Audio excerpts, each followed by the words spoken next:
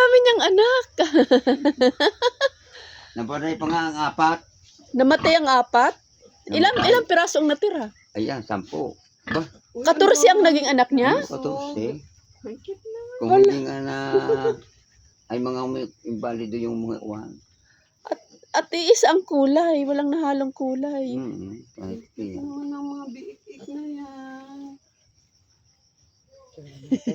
Ay ngayon ang kulig napatapat pa sa mura.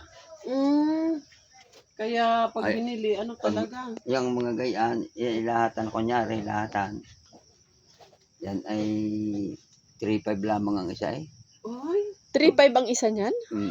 Mahal pag na. ganyan kaliit, Hindi, pag nakain na siya, yung 3.5 lang ang isang buo. isang maliit. Dahil mura na siya. Baka naman aangat na. Tumataas pa. Mga ilang buwan ba pwede ibenta yung biik? Mga Pag ganyan 3 months? alin ang